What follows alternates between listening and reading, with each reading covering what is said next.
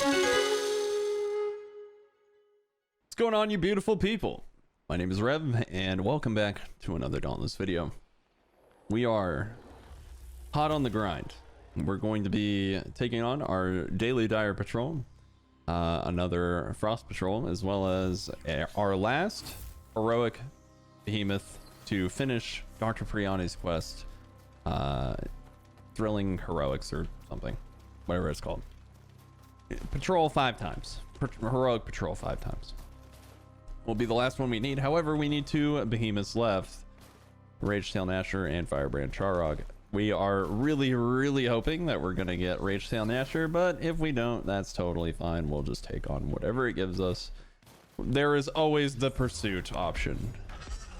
We did get Frostback Pangar, a staple a staple in this playthrough. A very much so a bullied behemoth in this playthrough. KO is available. I'm gonna be aiming for the tail. Once it stands up, I'll be back on that left or right leg, depending on where you're standing.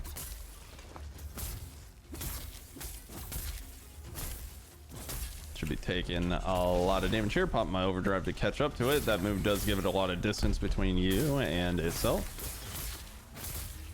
It's going in rage, roll the in rage, no problem. Cut the leg. We'll be back on the tail with our overdrive dash. Keeping our attack speed up, we'll overdrive dash again. We'll just start going for the face now, I guess, since it's presented to us. Gonna rotate over to the other leg. Hope you're all having a lovely day. Thank you for joining me once again. Get that interrupt. Easy peasy. Interrupt Pangar 10 times. That's a mastery card. Count it. Hold that damage. Try and break this leg here. So much overpower uptime. So much. I actually like that angle that we just swung at to get. So maybe like getting in here and then actually like angling this way. It seems a little bit backwards, but you'd think just kind of like leaning into the arm on this side would be beneficial, but all right. It's probably gonna de-enrage after doing this. That's usually what happens. Yep. And we just get more and more DPS time. That, you know, how many attacks has Pangar thrown out now? And it just gets to be that point once we get the fire weapons upgraded. We actually just got the mastery card for taking less than 100 damage on Pangar, so we had a little bit of a pop off. Hopefully y'all enjoyed that. 2 minutes 46 seconds. Oh, we actually sub 3'd it as well. I wonder if that counts. Yeah, we did. Hunt Frostback Pangar in under 3 minutes. Less than 100 health solo. Interrupt Pangar. We got a lot of Pangar mastery right there, so that's a lot of behemoth mastery. Dole Arkstone. We actually bonus rolled some Dole Arkstone, which is great. So we got a lot. Yo, that's like a bonus hunt right there. That's really nice. Take a sip of the water here.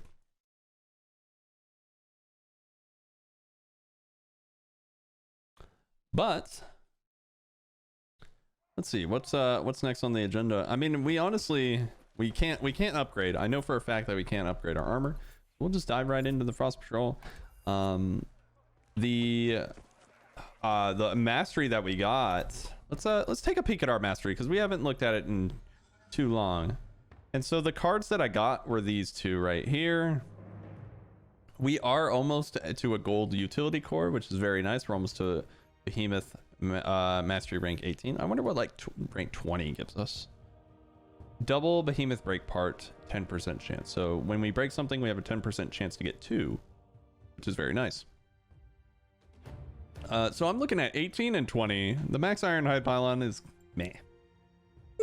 You know, I don't use Ironhide pylons too frequently, but where's our sword mastery at as well? We're chilling. Need to use more. We're sword mastery 10, so we can upgrade to plus 10, so that's no problem.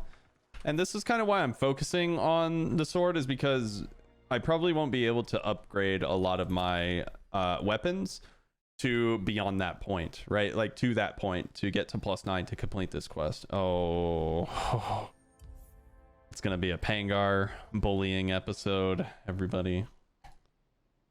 At least it's quick. And it's close. Nice. Relatively close, at least. Relatively close. Actually, actually, now that I realize what map this is, would be...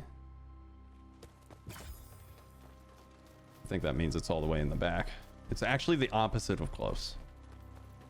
It is the opposite of close. It is far. Far. I realize what I say. Oh, it's not too bad. I thought it was in the back. I don't know. Don't listen to me. You're how many episodes in and I'm telling you not to listen to me? Perfect. All right. We bully Pangar enough. Leave Pangar alone. Or Pangar. You know what I would love? I would love a little mini Pangar following me around. I want a little, you know what I'd really like is like a derpy little pet Charog that was like following you around, all like stubby little legs and just like scurrying around. Or maybe like a Koshai that just like can perch on your shoulder or something. That'd be pretty cool. I don't know. Let me know what you like. Who's your favorite behemoth, and what pets would you like to see in Dauntless? Because like, what baby behemoth would you like to see? Because I think that like maybe even not. It'd be cool if there was like, you know, like Palicos in Monster Hunter. Like maybe not even have a behemoth be, maybe not even like a baby behemoth, right? Maybe more of just like fauna, like Palicos or something like that. It can be something like that. Let me know your ideas. That'd be really cool. I think that would be really fun. There's some really cool concept art of like baby versions of behemoths and what they could look like. It's somewhere out there on the internet. I think it was on Reddit or something, maybe Twitter. We got a bounty completed, and that's a dead Pangar. Very, very quick, not too painful. I don't even think we got hit. 2 minutes 15 seconds. Very nice. Quick frost orbs, and we'll go throw those into the Boreas sphere and just see where we're at with it. Hopefully we can get to, well, we're gonna be at +6, and I'm hoping to get like to +7. So if we get Firebrand Charog in this patrol, we'll actually take it on. I really want to set up, and this is actually what we'll do afterwards. We'll see what we get with the upgrade. So +6 for sure, +7, and we'll leave it at +7. That's totally fine. I don't need to go beyond +7. I don't think that's really necessary. Now let's talk about we have access, and we haven't really gone over this too much in the video. We have loadout slots, and we're actually going to build, you can pick whichever one you want. I'm going to leave it on slot 3 just so it's not accidentally like clicked on over to and overwritten. This is going to be our Firebrand set, I guess. Now what we want is our War Pike, of course. We spent all this time upgrading it. We're gonna put in whatever we have. I'm gonna go hard on this, and I'm going to put in what I believe is going to be best for me. And let's talk a little bit about what we're bringing. Right, we have our ice weapon. Great for this is gonna get us through the modifier, thick hide. Our mod we don't have because we have not used the War Pike too much.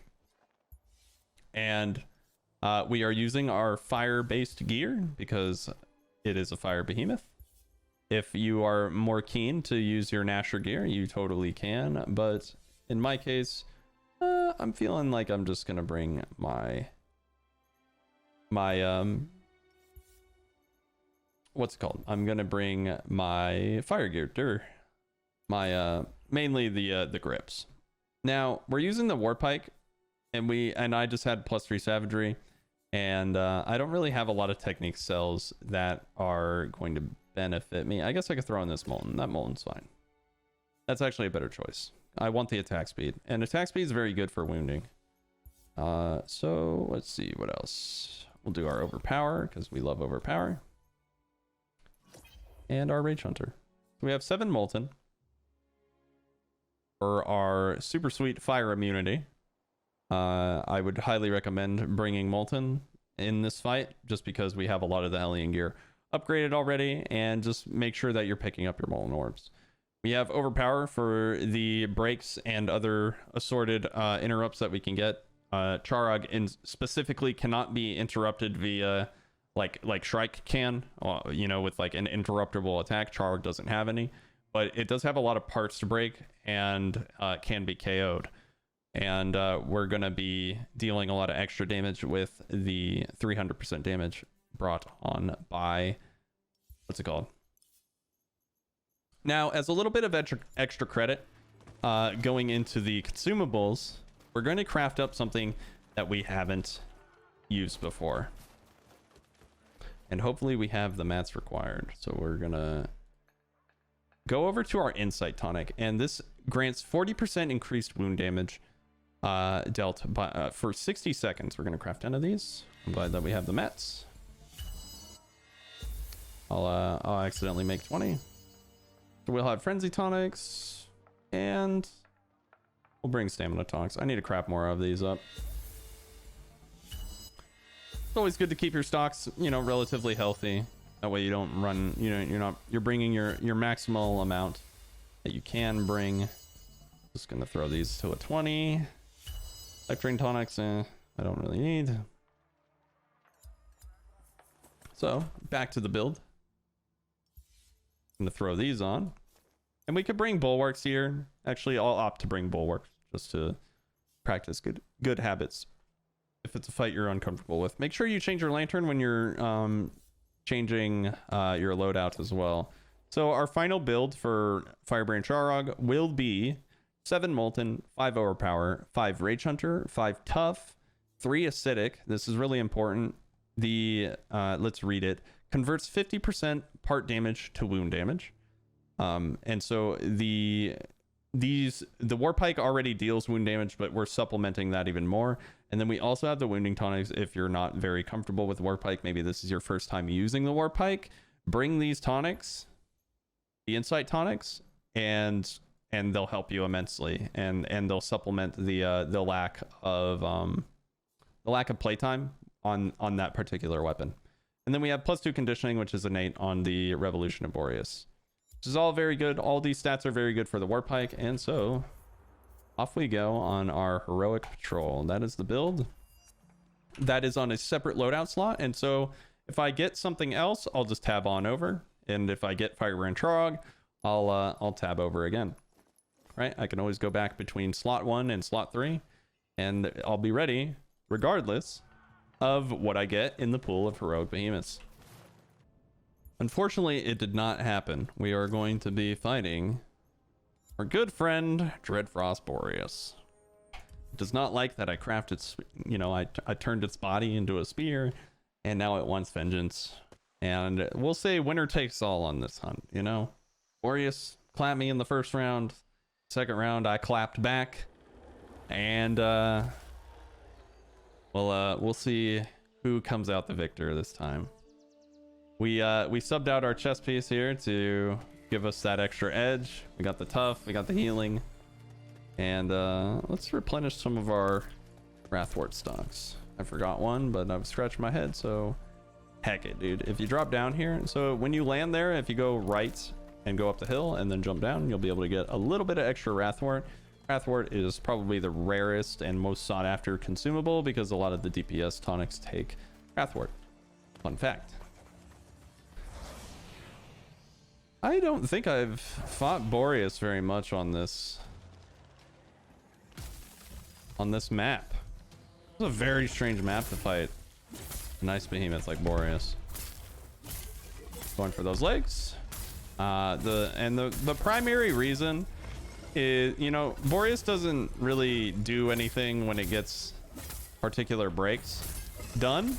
You know, it doesn't fall over like Pangar or anything. But the main thing is the stomp is really easy to roll, I say, as I get hit by it. It's just a little bit more telegraphed, and it's not going to get people, you know, hit with collateral damage. And I just actually got hit by a bomber, which sucks.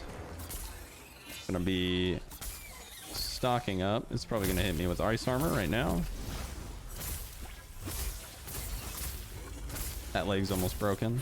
Gonna get what damage I can. Set it on fire, actually.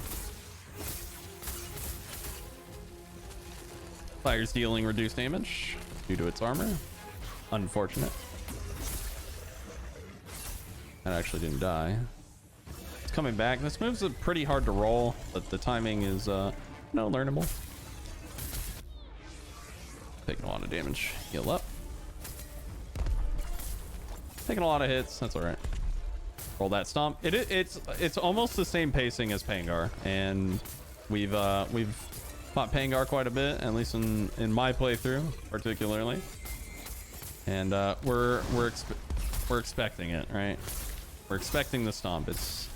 Boreas doesn't have a lot of attacks, and that's why it's pretty easy to predict what it's going to do when you're on its flank like that. So that's why we're standing there, as opposed to, like, say, going for the face repeatedly.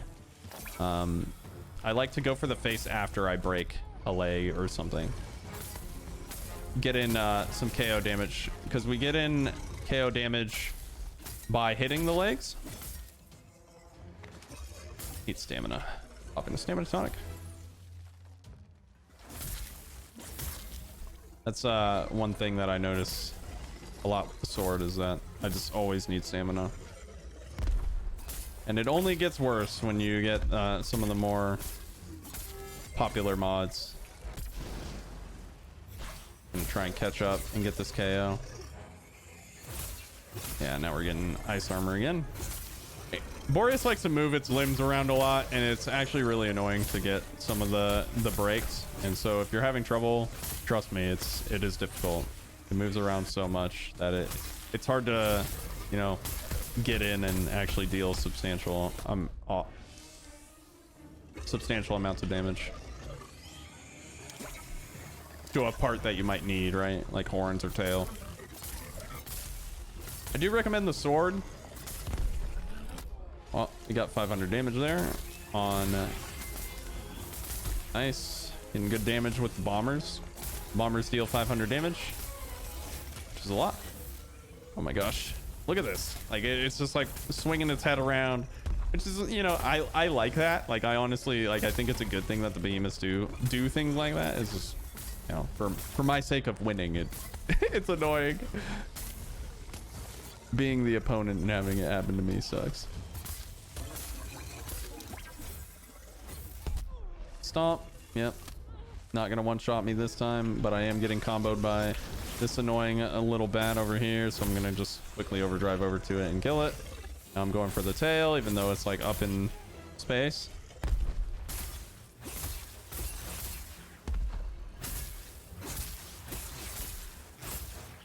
And you'll notice that I'm rolling a lot is because of my mod. I have reactive hilts. Every time I roll, every attack outside of my roll is going to crit. And that's a lot of extra damage. Critting is good. I get it for free, so might as well get the crit, right? Boreas is dead. Nice. That is our heroic clear down, and Boreas actually feels a lot easier this time around, especially with that change in gear. I think it helps out a lot, and so I highly recommend that you keep your... Oh, we got some Dreadfrost shards. Nice. We can upgrade our sword to +10 if we wanted to. That'd be really that'd be a really nice upgrade for taking on Scorchstone and farming shards as well. It's really a blessing in disguise when you get those hunts that you're not particularly needing for a quest, like I need Ragetail Gnasher or Firebrand Charog. It's because you never know when you're going to get those shards, and they do sneak up on you, and you'll be able to upgrade your gear once again. So it's better to just kind of like go through with it. Right now, here's something that we need to take note of. We upgraded our spear, correct? And so a lot of our Arcstone went into the that spear, and so we actually need to do one more patrol. We beat up on Pangar, so we'll throw in one more extra dire patrol, and then we'll have another 2 pieces upgraded to +9, and then there's only one more to go, and then it's 2 behemoth kills, and we are done. Nice. We'll do a dire patrol. Dire patrol, send it. I'm just hoping that we don't get Skarn because we're not really well equipped to fight. We could actually go Aether Striker, so actually we're good there. We'll see what we get. I don't know if it would be BM or good luck if we got a Scorchstone Shard or a Hellstone Shard at this stage, because we just got Boreas' Shard to upgrade our weapon to +10, and that's really good luck. But if I did it with the +7 sword, it'd be pretty BM. It'd be pretty BM. Roll aside again here. Follow this boy's macaroni and cheese breath.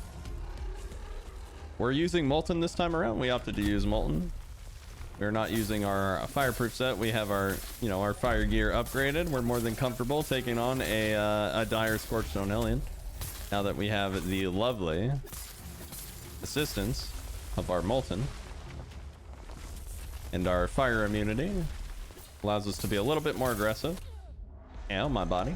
Notice how much damage, significantly less damage we've taken due to our upgraded gear, as well as our fire resistance.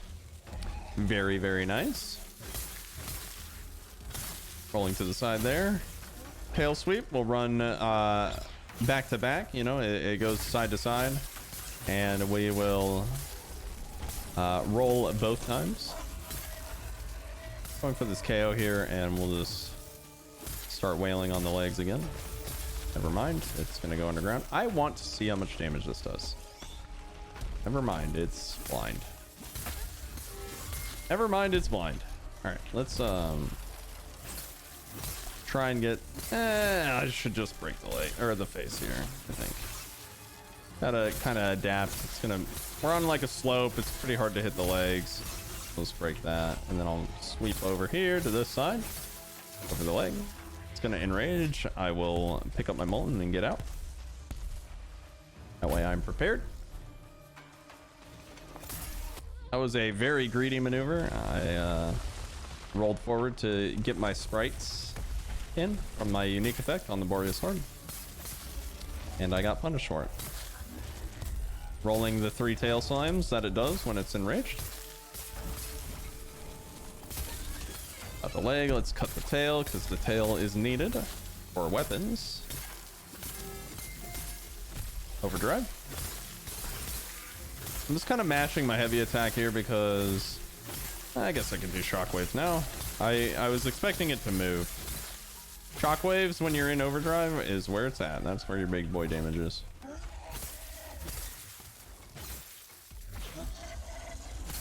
Oh, did we already break both legs?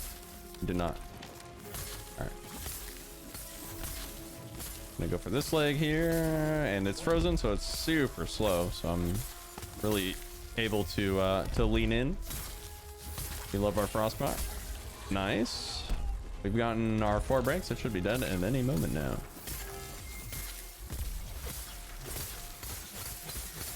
Now I'm doing something I shouldn't do, is standing directly underneath it, but I'm just greeting for the kill at this point. I don't want it to run away.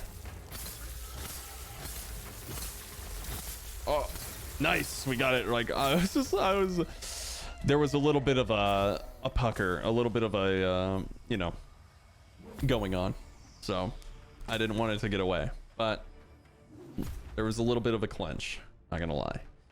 All right, let's see. We got 10 Delarkstone, another 6. Did we get a shard? Oh, I saw the skull gem. I thought it was a shard. Chucks.